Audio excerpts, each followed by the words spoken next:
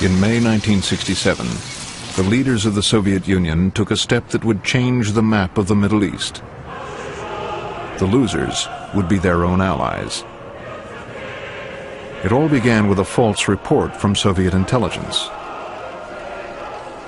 Anwar Sadat, Speaker of the Egyptian Parliament, was in Moscow for talks with Soviet Prime Minister Kosygin. It was a routine trip. Egypt was now firmly in the Soviet camp. Sadat was seen to his plane by the Deputy Foreign Minister. The minister took Sadat aside. He said Israeli troops were massing against Syria. He asked him to report this at once to Nasser. Egypt's president, Gamal Abdel Nasser, was the hero of the Arab world. If Israel was massing troops on the Syrian border, Nasser would be expected to act. He sent for his chief of staff and instructed him to find out what the Israelis were up to.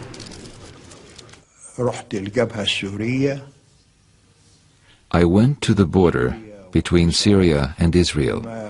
I found nothing unusual. So I asked to see the latest aerial photos of the border area.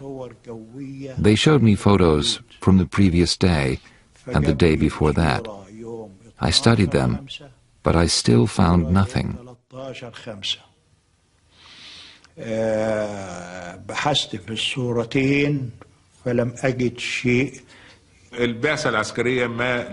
The chief of staff found nothing to back up the Soviet report.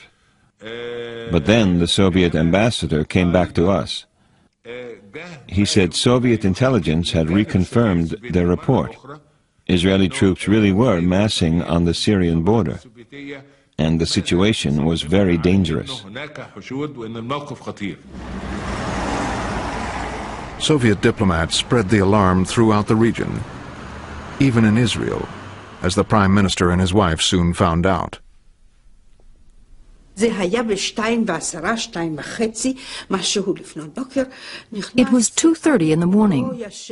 A secretary came in looking sleepy.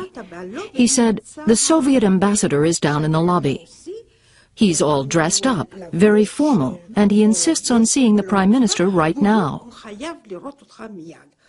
I said to Eshkol, "Let's receive him in our pajamas."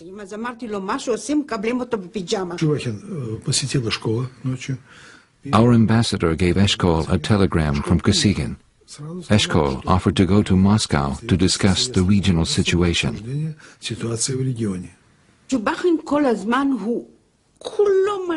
The ambassador was angry. He said, "You are massing your troops in the north." Eshkol said, "We can go there now. We can go together to the Golan border. You'll see we haven't mobilized anything." The Soviet ambassador said, "No." At that time, Soviet leaders believed that America was on the run in Vietnam. Some in the Kremlin now sought to weaken America's influence in the Middle East, even at the risk of another regional war.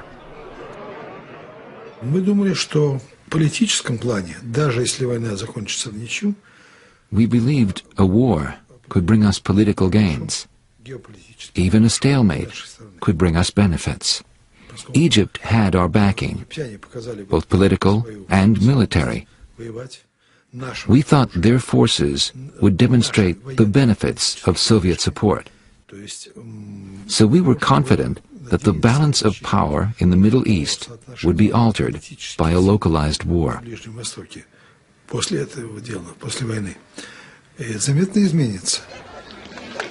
In Cairo, Nasser had put his armed forces on alert the moment he received the Soviet report. If Moscow's plan was to provoke a war, it seemed to be working.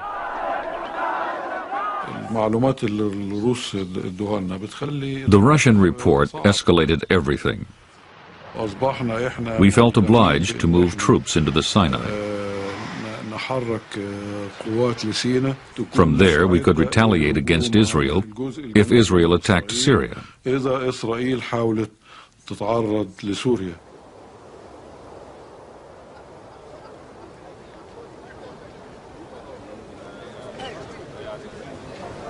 Abdel Nasser did not want a war with Israel. Abdel Nasser was thinking of his image in the Arab world. So he put on a show of strength using the armed forces. Marshal Amir wanted to attack Israel right away.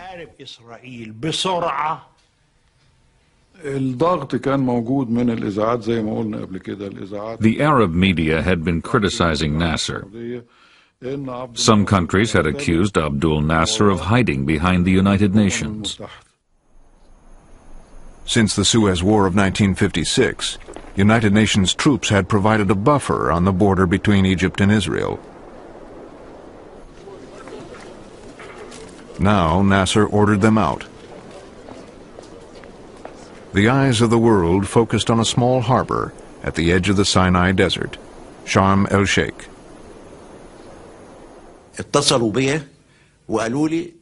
Headquarters wanted to expel the UN troops from Sharm el-Sheikh. I told them, if we do that, Egyptian troops will have to take over at Sharm el-Sheikh. We will then be obliged to close the Straits of Tiran. That will mean war. A blockade at the Straits of Tiran by Egypt could lead to war because the straits at the foot of the Gulf of Aqaba controlled Israel's only trade route to the eastern half of the world. Nasser, in the name of Arab solidarity, was going on the offensive.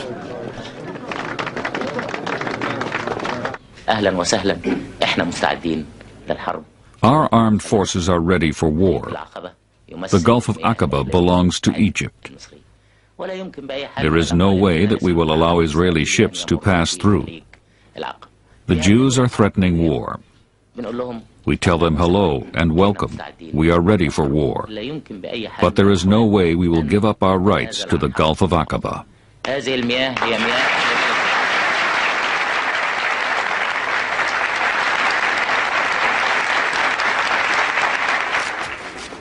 In Israel, the people prepared to defend themselves.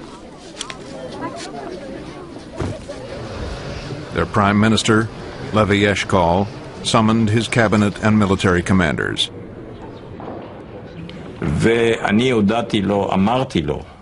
I told him, until now, I was not sure what was going to happen. But after the Egyptians closed the straits, I'm sure the situation will develop into a war. The straits are a casus belli for us, and I told him firmly that this will be their end. This will be their grave. We commanders told him, we have no choice. We have to mobilize. We have to launch an attack within 72 hours. If we give the Egyptians more time, they will pack the Sinai with more and more divisions. The generals saw Israel becoming increasingly vulnerable. The Chief of Staff, General Rabin, was very worried. He smoked a great number of cigarettes, and he ate nearly all the nuts and raisins in the little basket there. And he was very worried because, not because he doubted the result of the war, but because we were really very unprepared for war. Rabin asked Abba Eban for a diplomatic solution. Rabin had said we were really not prepared for war. And second, there should still be some attempt to avoid it by exercising warnings and pressures upon the Egyptians. And then Mr. Eshkol sent me a note saying, what are you doing here? Prime Minister Eshkol dispatched Abba Eban to seek the help of Israel's key allies. He wanted an international fleet to keep the straits open to prevent war. I've been asked by my government to explore what these governments intend to do in order to reopen this international waterway to a situation of law. What do you want the United States to do, sir? Well, I've come here really to find out what the United States intends to do.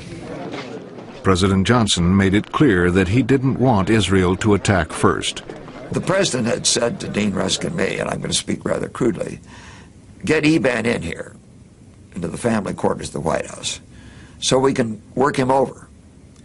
Because we had heard that the Israelis were about to preempt. They were about to attack the Egyptians. Eban talked at great length and eloquently. He always spoke eloquently and he always spoke at great length.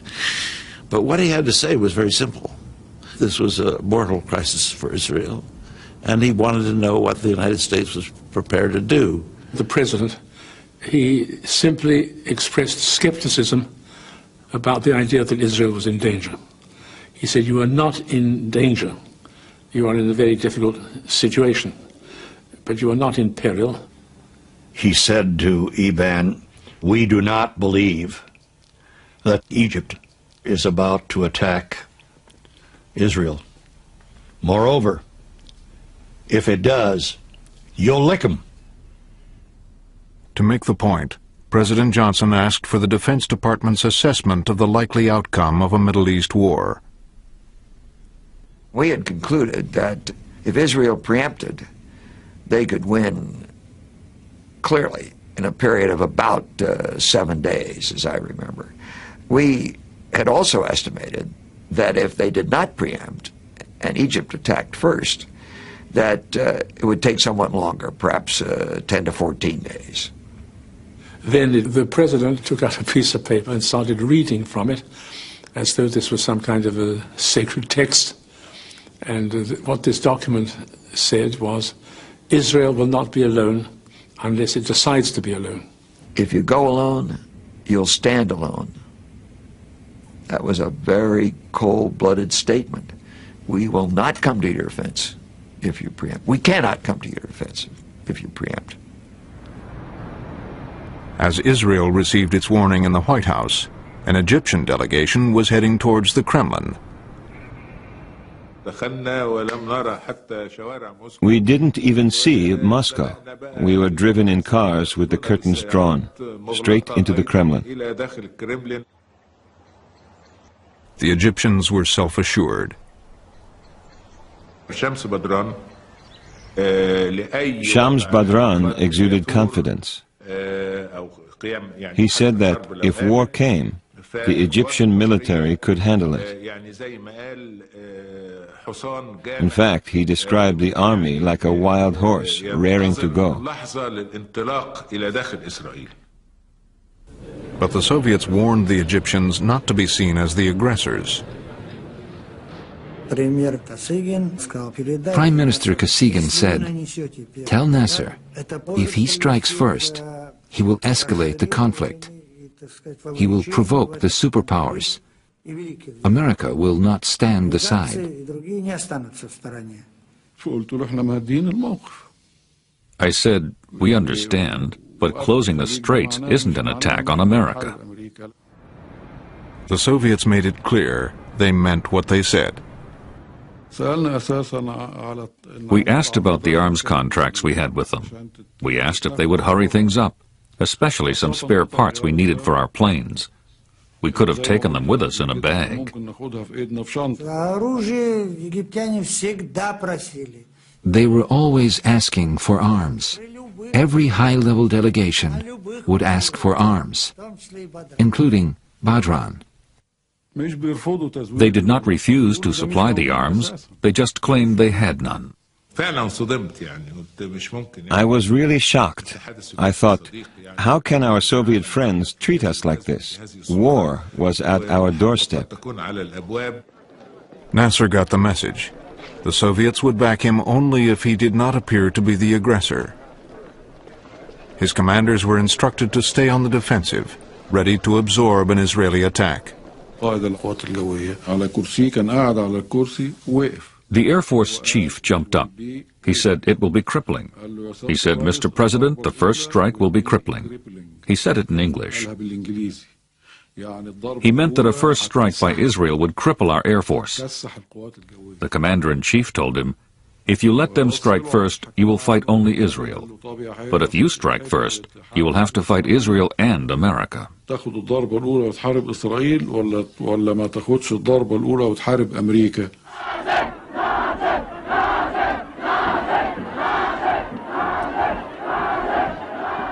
But the war fever in Cairo had become unstoppable. Popular hatred of Israel, which Nasser did nothing to discourage, now swept him forward and drove other Arab rulers to his side.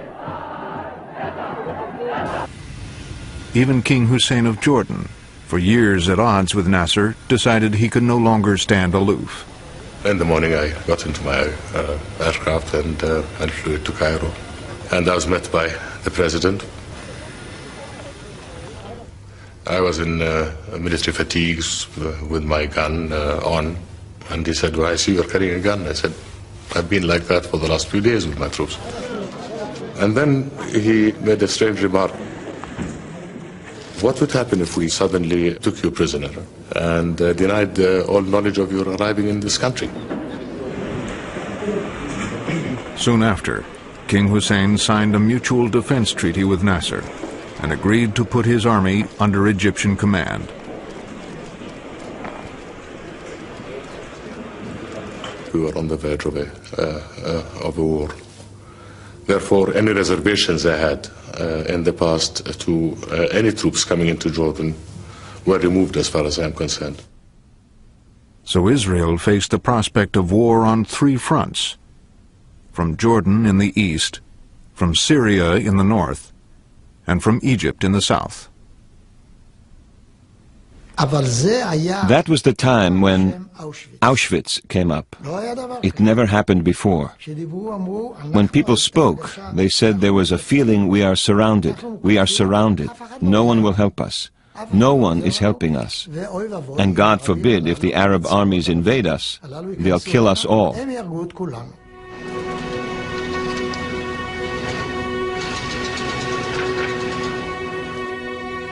By this point, Israel had been mobilized for more than 2 weeks. All males aged 18 to 55 were called to serve.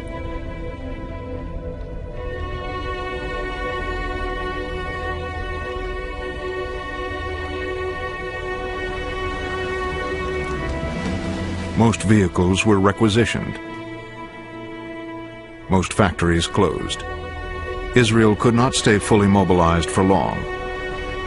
But still, Prime Minister Eshkol waited for the international community to do something. He came to military headquarters to remind his generals of America's warning. Israel must not go it alone. He told us that they were making diplomatic efforts in the US and Europe. They were trying to reach a deal with Nasser. It made no sense to us. Flanked by Rabin, Eshkol found himself surrounded by generals insisting on a preemptive strike. General Peled was usually pretty quiet. Now he was shouting. He was actually shrieking. Why do you hesitate? Why are you afraid? I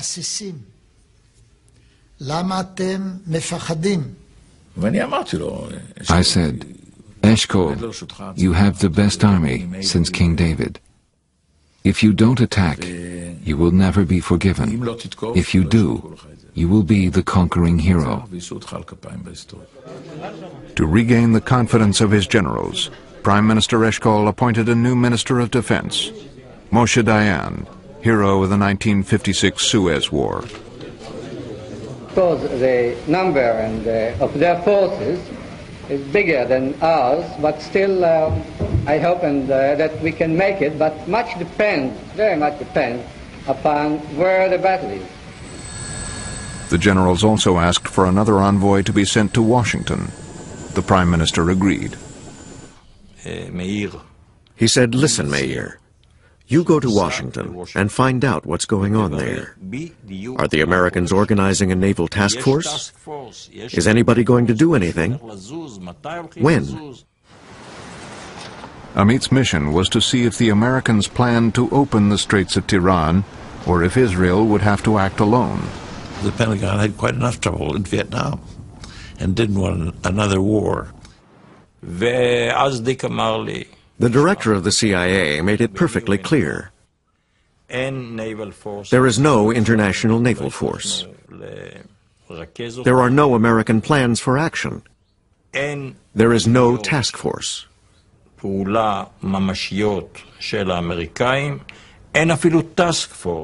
So the head of the Mossad, Israel's intelligence agency, called on the Secretary of Defense.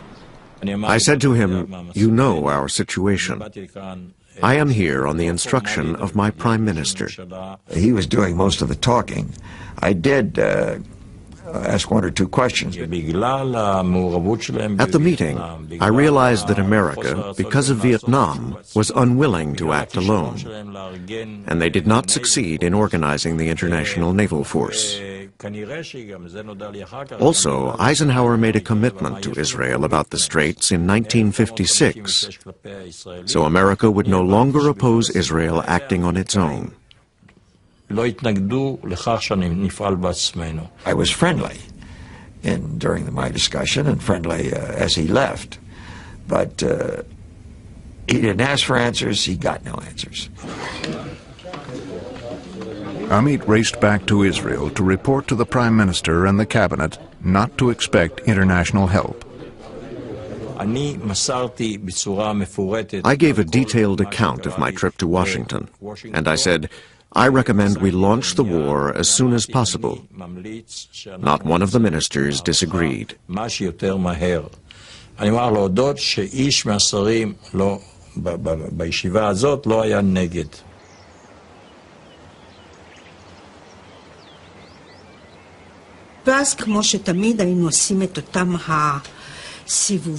We went for our usual walk. Suddenly, Eshkol starts humming. He was completely tone deaf. He had this Hasidic song he liked to sing. He sang it over and over again.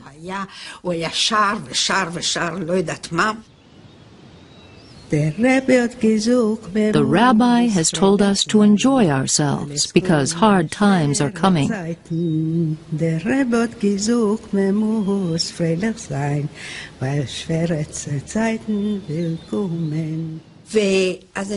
So I asked him, "What's happening, dearest?"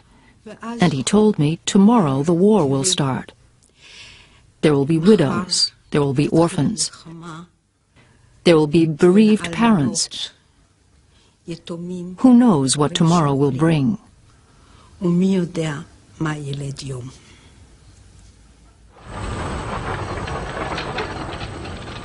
The generals chose the morning of June 5th for the attack.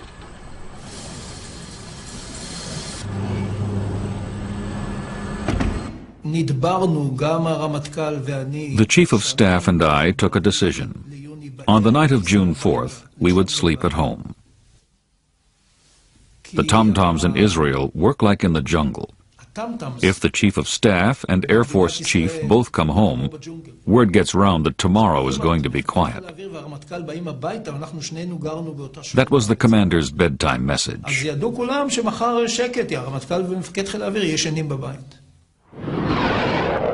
Leaving behind only 12 fighters to defend Israel, 180 aircraft took off for Egypt. Their target was 45 minutes away.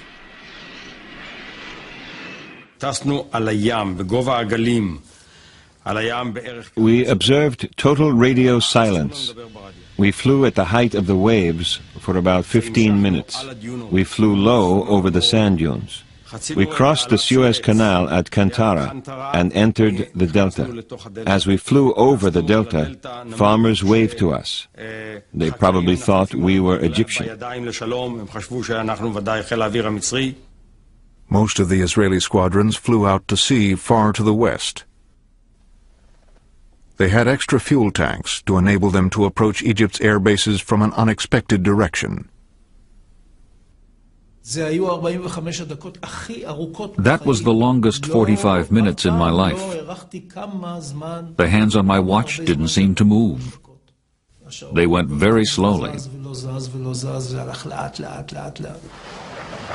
As the Israeli bombers approached their targets, the Egyptians received a coded message from Jordan.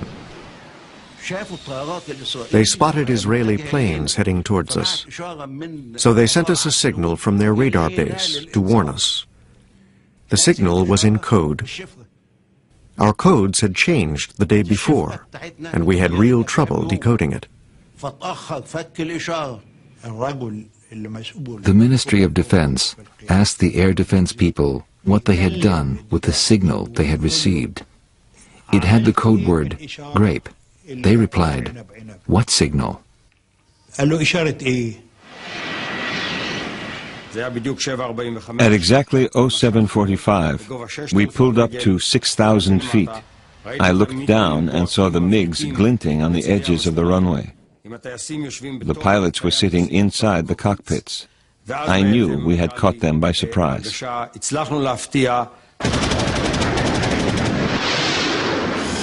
The Israelis began their attack by destroying the runways to prevent the Egyptian aircraft from taking off.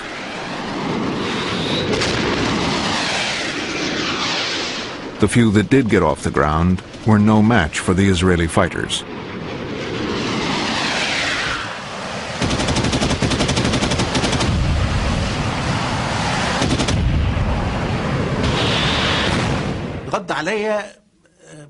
I got a call from one of the Air Force chiefs.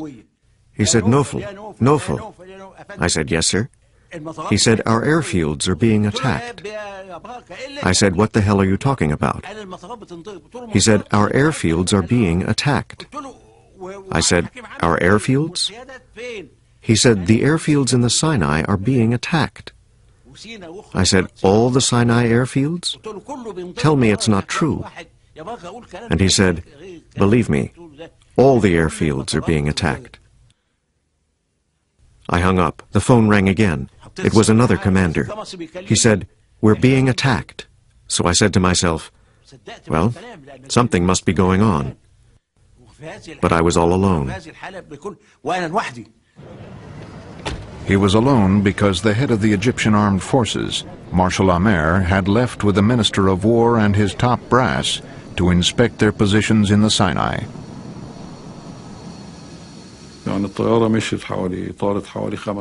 10 minutes after takeoff, we heard about the Israeli attack.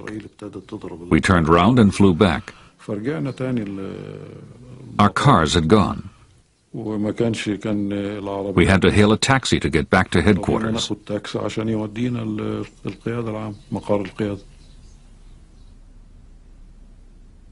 By the time Marshal Amer's taxi got him back to headquarters, Egypt's Air Force was destroyed.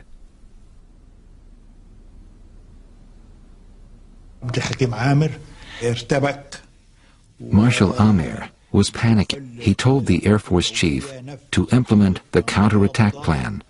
The Air Force chief replied, "How can I? I have no aircraft."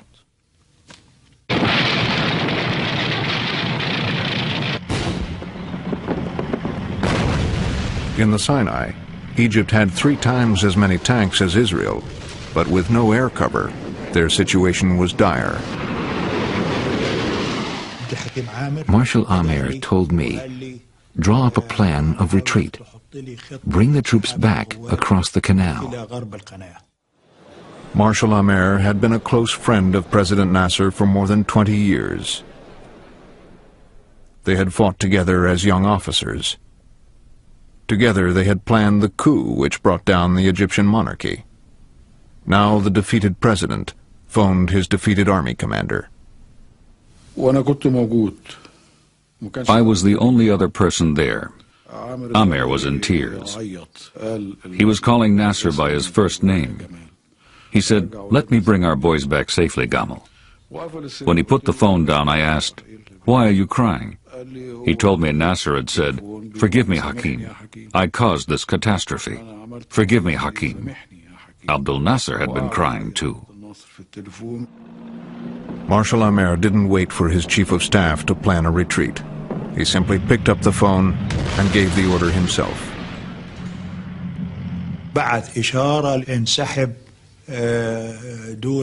The order was, "Withdraw back across the canal." leave the artillery behind.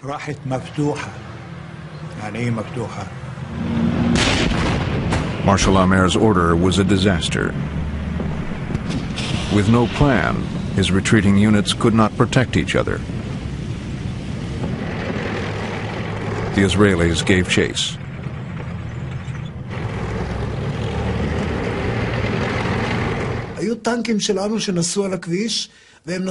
Our tanks had Egyptian tanks in front and behind them. We attacked them from the ground and from the air. Thousands were destroyed. They were all burning. It was a terrible sight. 338 Israelis were killed. But the Egyptian dead numbered 15,000.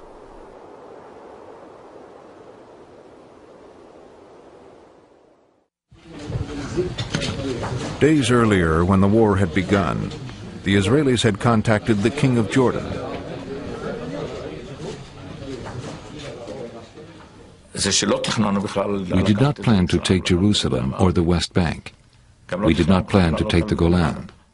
On the 5th, we sent a telegram through the Americans to King Hussein, telling him that the war was between us and the Egyptians. If Jordan stayed out, nothing would happen. But at about 10:30, he started shelling Jerusalem.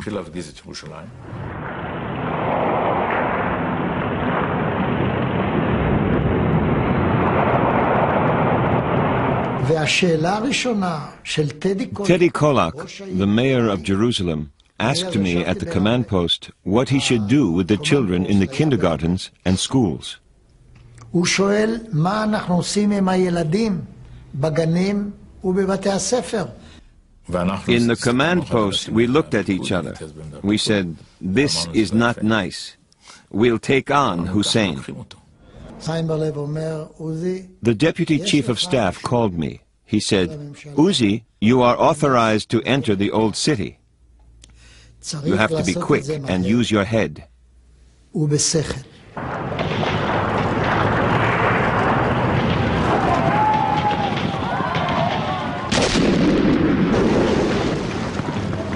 It took the Israelis 10 hours of bitter street fighting to defeat the Jordan Legion soldiers defending the old city.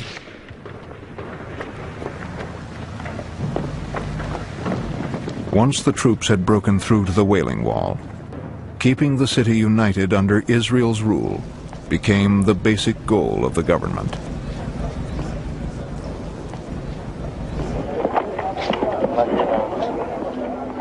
When the battle ended, Jordan had lost not only the old city, but all the land on the west bank of the Jordan River. I went out to the front and I could see people crossing over in small groups, very tired. You know, all the years that I spent since 1953 trying to build that country and build that army, all the pride, all the hopes, I saw it just destroyed. I never received a more crushing blow than that.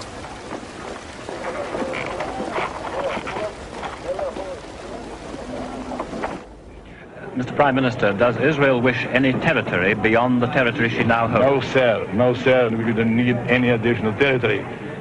We want only to develop this territory that we have. There is so much to put in energy and money and brain that we have a little.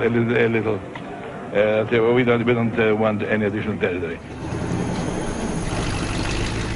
With Jordan and Egypt defeated, Israel turned its might on the Golan Heights, the site of frequent attacks from Syria. Dayan said, "We're going to take the Golan now." I remember that some ministers from the religious parties were opposed to this.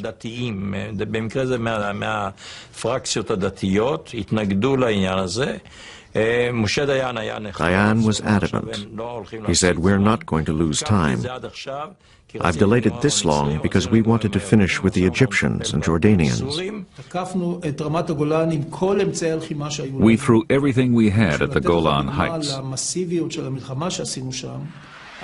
In 12 hours, we dropped more bombs on the Golan than we had on all the Egyptian airfields.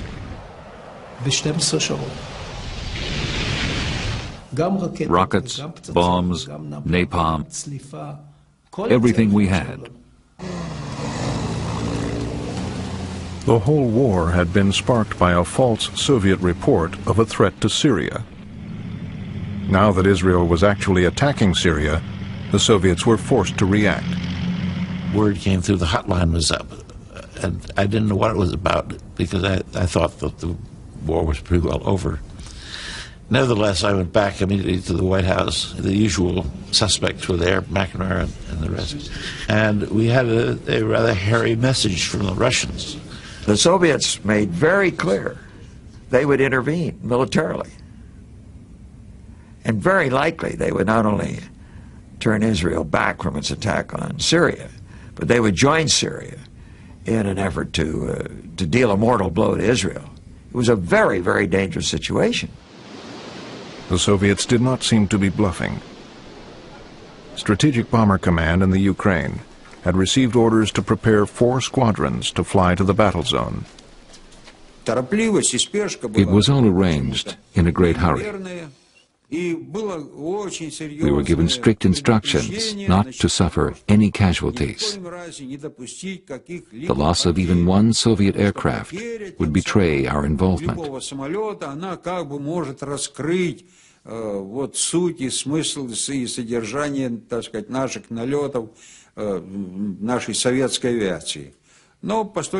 But we saw this was unrealistic, so we had to find another way. The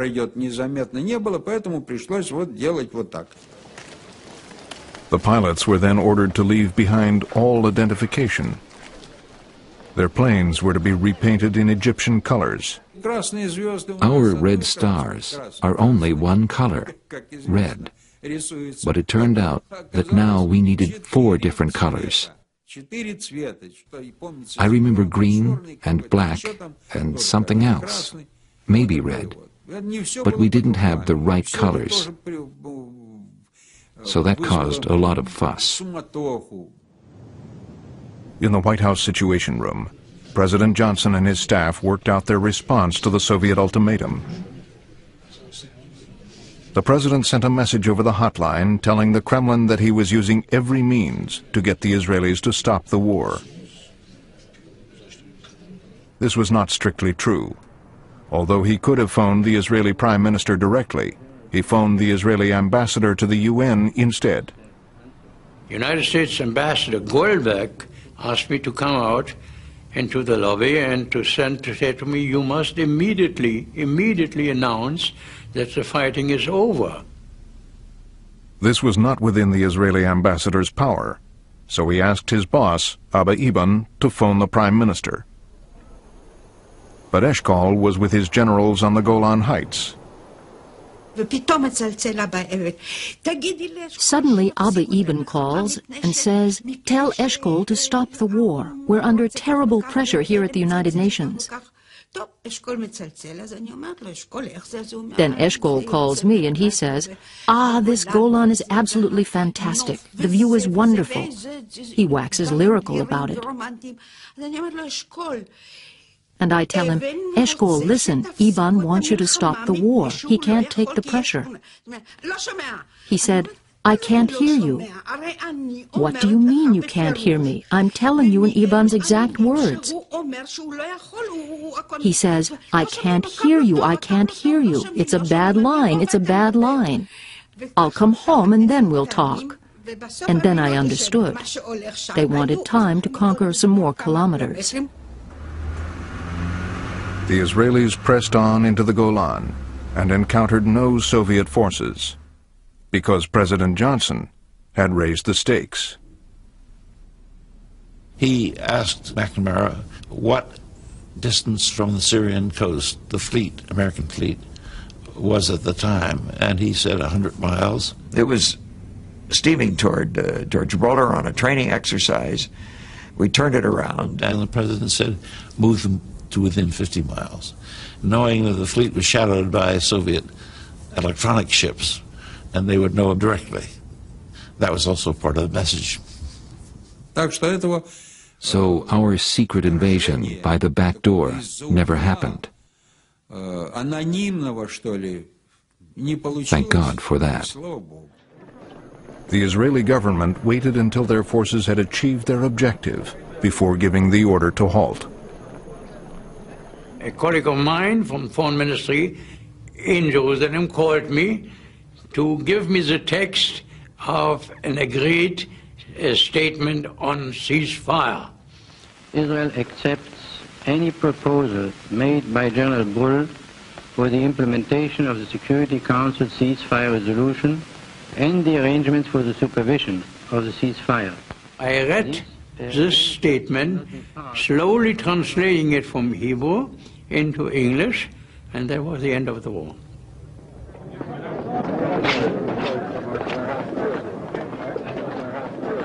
In 6 days, the armed forces had quadrupled the territory Israel controlled. From Syria, they had taken the Golan Heights. From Jordan, the West Bank and the Old City of Jerusalem. From Egypt, Gaza and the Sinai. With so much land to trade, Israel had its best chance ever for peace.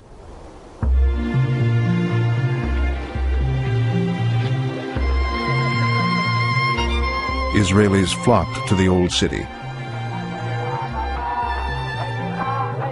To them, the victory was a deliverance from destruction.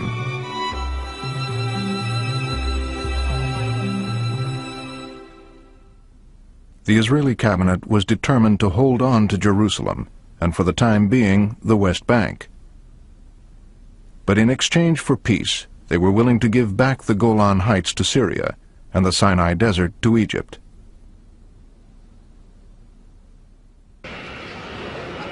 The foreign minister told the Americans of Israel's offer.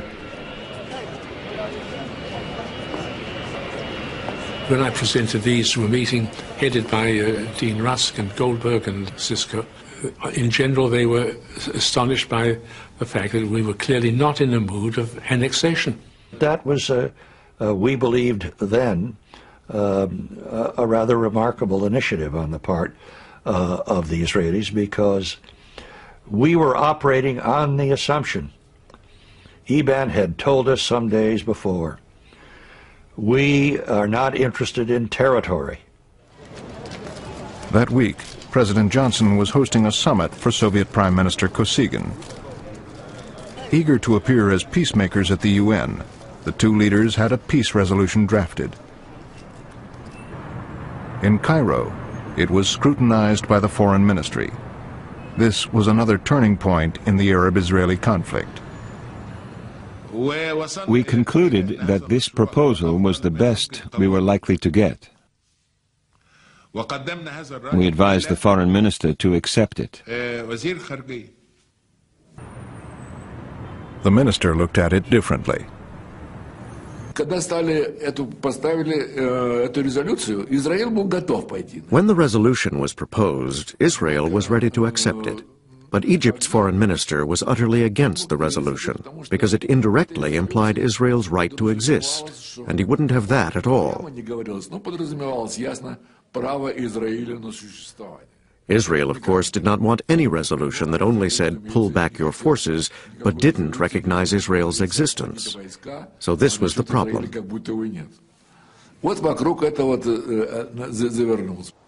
But recognizing Israel was not on Nasser's agenda. Following Egypt's defeat, he had more immediate problems at home. Abdul Nasser said, "We've lost. There is no point in staying on. I shall resign." I have decided to resign totally and finally from all official positions. I shall return to private life. I shall perform my duties like any other citizen. After his broadcast, crowds surrounded the presidential palace and begged Nasser to stay. Most of the demonstrations were genuine. People really were upset. But something else happened too. The party boss told members to gather and listen to the speech.